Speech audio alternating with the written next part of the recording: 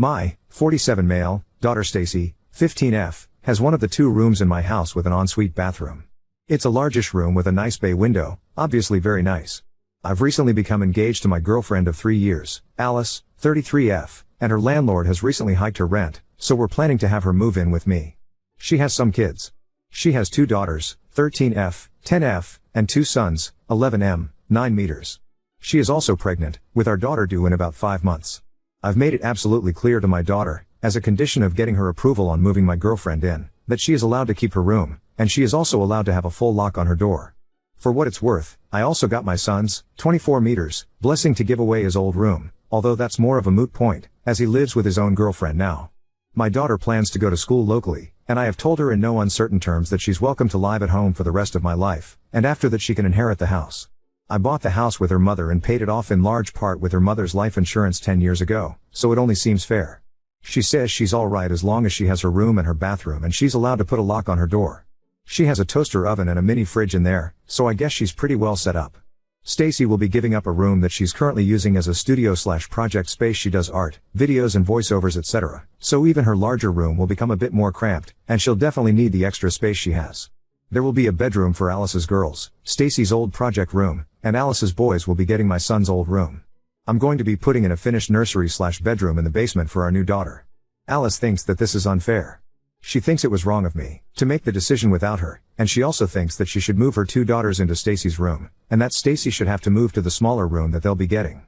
The 2 of them already share a smaller room than the one I'm moving them into as it is, so they are getting an upgrade regardless. Alice thinks that it's not fair for Stacy to have a bathroom all day herself and that there won't be enough bathrooms for everyone else. She also disapproves of Stacy being able to lock everyone out.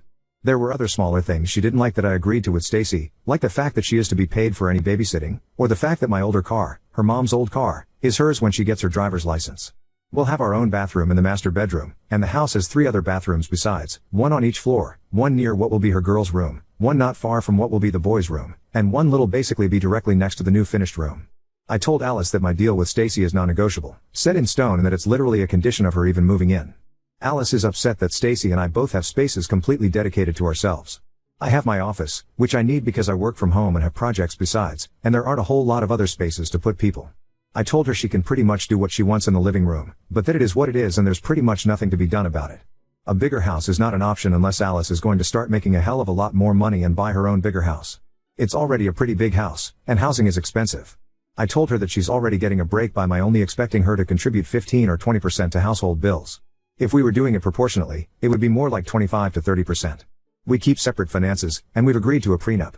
Alice just seems upset that I won't change the setup even though there's no real way to change it, and she's accused me of treating Stacy like a spoiled little princess and letting her be queen of the house. Frankly, my daughter comes first. She's lived here all her life, and I already know it's going to be a big adjustment having all these other kids move in.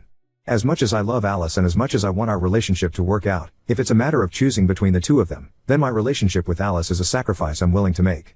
I've told her that if she comes into this with wicked stepmother vibes, and that'll be the end of things. She thinks I'm being unreasonable. Update 1. First, to address a few questions that seemed to keep coming up before I lost the ability to read each and every reply, although I'm still trying. My son, 24 male, is my child from a previous relationship before I married my late wife. He has his own provisions in my will, but he's quite aware that the house goes to his sister. My own sister is to become guardian of my daughter if anything should happen to me. I love my sister as dearly as I love anyone, and she and her niece love each other and get along great. I trust her completely if, God forbid, anything should happen. Yes. The basement is an unusual place for a nursery, but I was just trying to make people fit where they could go. The move was supposed to be happening within a month, and Alice's older kids needed rooms now. Meanwhile, the baby isn't going to be born for about 5 months, so she could go into the room that isn't made yet.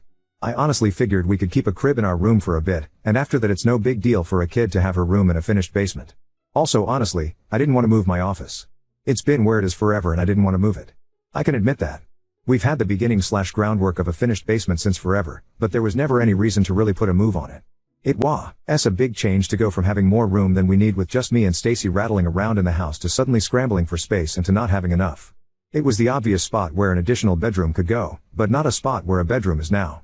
Alice and I had talked about marriage and children more or less in the abstract on many occasions, and we both wanted to get married, at some point, if things continued to work out, and I wanted to have more children, although this pregnancy was quite unexpected. It was Alice's pregnancy combined with the rent hike on her place that accelerated the timetable on things. For what it's worth, the rent hike is real. I've seen the paperwork. And I have literally no reason to suspect the baby is not mine. But yes, the only reason why we got engaged so recently is because Alice got pregnant. The only reason why Alice and her kids would be moving in with me so suddenly is because she was likely to need to move somewhere, and I'd obviously like to be responsible for, be near, raise my coming daughter. To me, it made sense for my daughter to live with me. I never wanted to be an absentee/part-time parent or to not have time or share space with my child. The circumstances all made sense, at least until now. I was definitely wary of Alice and paying more attention to her, especially after the many comments that I read. I came to Reddit to get a sanity check on whether or not I was being an asshole about my conditions with Stacy, not to try to actually make any kind of major life or relationship changes. But I didn't want to turn a blind eye either. It was Friday, and Stacy texted me, asking for her allowance. I was with Alice at the time, and I went ahead and let the subject come up. I give Stacy $100 a week. Alice thinks that this is crazy and excessive. She thinks it's improper, and she's brought it up as an example of how she thinks I'm raising Stacy like a spoiled princess. She said as much again when I told her I was sending Stacy her allowance, but this time Alice also asked if her kids would get the same allowance after we get married.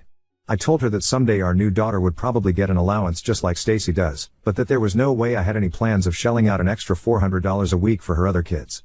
Alice got upset. She said that Stacy wastes my money on shoes and makeup. She has previously criticized Stacy for wearing fancy sneakers, high heels, and makeup, and she said that I was showing favoritism and that is a form of abuse. She complained about me letting Stacy buy things with my credit card and store my credit card on her phone when I don't even let Alice do that. She said that whatever money was going to go to the kids should be split evenly amongst them. When I shrugged and told her that that wasn't going to happen and that I wasn't going to cut Stacy's allowance, she snapped at me and said that a man living alone with his daughter and doting on her like I do is creepy and incestuous, and she said you've just replaced your dead wife with your daughter, and you need to stop. That was it. Sure. I've ignored a lot of red flags up till now, but that was it. She started trying to tell me about how it's unhealthy for me to be so close with Stacy and how she didn't want her kids to be neglected, and how she wanted to be treated as an equal if we were getting married, but I interrupted her and I told her that I don't think we should be getting married. I told her that I don't want her moving in and that we were going to need to work something else out. To be perfectly honest, my sister, my brother, and some of my friends have expressed some of the same misgivings about Alice that I've read, although they were generally a lot more gentle about it. I was in love with her. In fact, I'm still in love with her, and I wasn't seeing things clearly. I told her that I would always and definitely make sure that our child had a roof over her head, but that she was going to have to work something out for herself and her kids on her own. Obviously, we had a huge fight. She screamed at me. She called me a heartless bastard. She blamed Stacy for trying to sabotage our relationship. She guilt-tripped me about her cost of living and how I'm in an empty house all by myself. She also guilt-tripped me about the stress on the baby, and I actually do feel bad and worry about that. She eventually broke down crying and told me to leave. In the past 10 years, this was the first relationship with a woman I've had that became serious. I love her, and this hurts. It hurts a hell of a lot. I told Stacy that she didn't have to bother moving her stuff out of the other room, that Alice wasn't coming, and we hugged. She asked if this was her fault, and I told her no. I told her I honestly feel like marrying Alice would have been a mistake even if the two of them could have been best buddies. I always wanted to have a few more kids, and I've missed having a wife, but things don't always happen the way we want. So I'm pretty sure my relationship with Alice is effectively over, even if we're going to be raising a child together for the foreseeable future.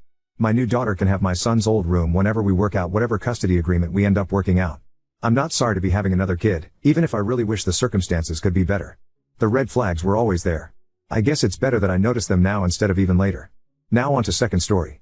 Caught my in-laws using their MLM patch on my sick daughter, and now they're banned from seeing her, causing family drama. I 24 male and my wife 24F recently had our daughter in July. She is the best thing to ever happen to my wife and I, and we couldn't be more thrilled to have our little bundle of joy.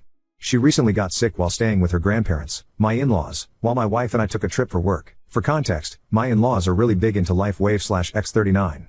It's some patch that supposedly helps regrow stem cells by reflecting light rays back into your body, allowing your body to produce more stem cells to fight off diseases and sickness. If you ask me, it sounds like a snake oil and my wife agrees, calling it a pyramid scheme. The only way to get said patches is by spending well over $1,000, and then you're tasked with selling the patches yourself. It's essentially some multi-level marketing product, where the more patches you sell, the more money you make. Falling right in line with my wife's comparison to a pyramid scheme, but MLMs are somehow legal. Now, I've tried doing research on X39, and the only comments I've seen praise said product are brand new accounts never used before or after, or their entire profile is dedicated to shilling out for LifeWave/X39. In my own research, they appear to just be overpriced stickers. They contain no medication, no special UV rays or anything of the sort. They're literally just an overpriced sticker with an air bubble. But my wife and I have made it very clear that we wanted no part in X39, nor did we want our daughter to have it. Even if it's fake, we wanted no part in it, and on the off chance it did something, I didn't want our daughter to be used as their lab rat or guinea pig. Now, before we left our daughter with my in-laws, we provided them with some infant medication, just in case she got sick. Can never be too safe, you know? Well, we returned home from the work trip early because our daughter wasn't getting any better, so we picked her up and went home. We were going to give her a bath, and in the process of taking her jacket off, we found an X39 patch on her arm. Upon finding it, we immediately called her parents and demanded to know why she had a patch on her. Her parents tried saying that it's safe for baby. We even ordered the ones for ages 7 and younger. And that it's practically medication. Their words, which still didn't answer our question. So my wife checked the go bag, and the Motrin we gave them was, while it was used, not used very much at all. Her parents tried claiming that someone else in their group or whatever gave it to their son and they got better in a week. Point is, we didn't buy it nor did we care. We've made it abundantly clear that we wanted nothing to do with X39 and we didn't want our daughter to be a part of it. They failed to listen. My wife was on the phone with them for over an hour, and while I don't know the exact length the conversation went to, I know it at least ended with her screaming, "Going to see my fucking daughter again, and if you attempt to come to my house we will call the police," before hanging up. That was 3 days ago now, and we've had several missed calls from family members, her parents, her siblings and even family friends all saying that we overreacted, and they were just trying to help. Maybe we overreacted, but we wanted nothing to do with that, and despite making it clear, they went against our wishes and did it anyways. And instead of giving my daughter actual medication, they tried to give her some placebo patch. Her parents tried claiming that we're stopping them from seeing their only grandchild over something so small. But we didn't want to hear it. Ida? Update 1. There's been some development on that end, and while I'm confident things will likely end here, I wanted to give a quick update for those who may have been curious. I'm writing this on the toilet at work, so don't mind the rushiness of it all. After my wife essentially cut tied with them and we all received a million phone calls and text messages from family and friends, things quieted down for about a week or two. We started having my sister watch our daughter instead, when we had to work. We haven't had another out-of-trip town since the initial post, however. Through those couple of weeks we never really heard anything beyond a couple of supposed shit-talking posts on Facebook bitching about us, but I can't seem to find the posts. We thought things were, probably, hopefully, going to end there, but boy were we wrong. And this is quite the jump from the last post. My wife and I were visited by CPS about 2 weeks ago or so, after they received concerning calls about supposed child abuse and negligence within the household. Of course, nothing like that happened and the caseworker was very quick to see that. We had asked who reported her, and while she couldn't say, we had a suspicion it was from her parents. We were completely helpful and cooperative with the caseworker, and after she left that night, my wife called her mom up and asked her if she's the one who called CPS. Surprisingly, her mother took full accountability, but, not so surprisingly, tried to spin it around in her favor, claiming that she did it for our own good because our daughter was sick and she wasn't getting any better when she was there, so clearly we were doing something awful as parents. Kids get sick, it happens. But they're also extreme anti-vaxxers. Not just COVID, I mean everything. From even as something as trivial as the flu shot. Yet, they're willing to shill out thousands of dollars for some supposed stem cell regeneration sticker.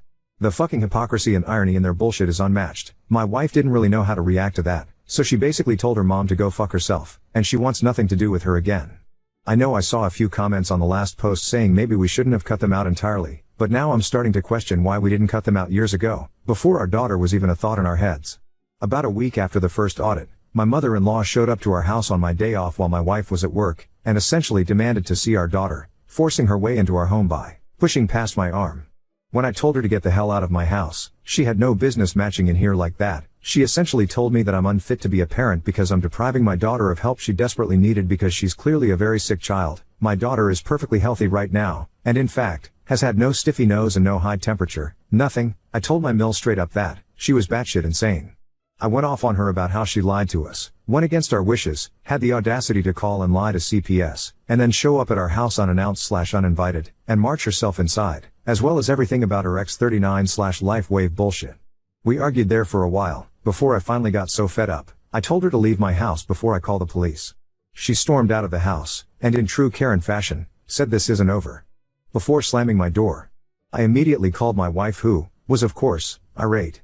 The following morning, we filed a restraining order at the courthouse from her mom and dad, because they're clearly not in their right mindset.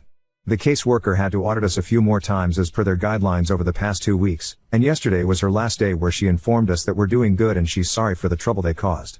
We kept her up to speed on the LifeWave shit, the showing up unannounced and the restraining order, and though she couldn't really take a side, she seemed apologetic. But my wife and I are pretty livid.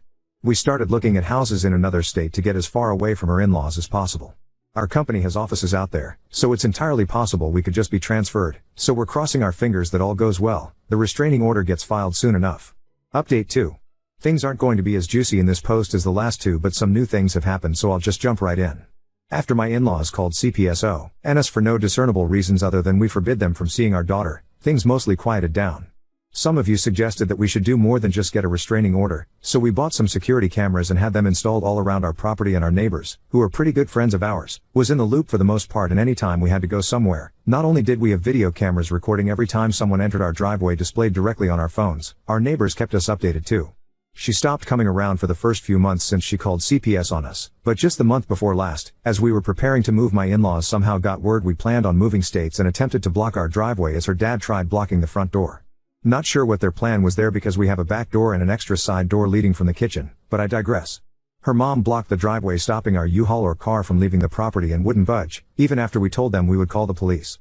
They told us they'd move if we told them where we were moving to, but my wife told them that wasn't happening and they had 10 minutes to leave or we'd be calling the police.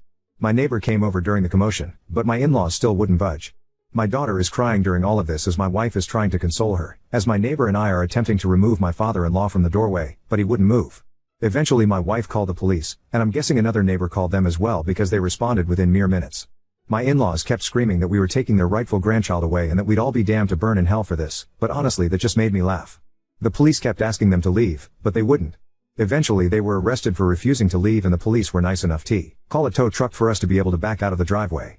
Lo and behold, as the police were handcuffing my in-laws, they both had on those X39 patches, and even the police questioned them about it. But whatever, what's done is done. We were able to finally leave and on to new adventures. We've been settled in at our new house for the better part of over a month, and we're enjoying it greatly. No word from her in-laws, and they have no idea where we are. We have them blocked, but we'll eventually get messages from unknown numbers or Facebook accounts asking where we moved, but there's no way they're that foolish to believe we'll actually tell them.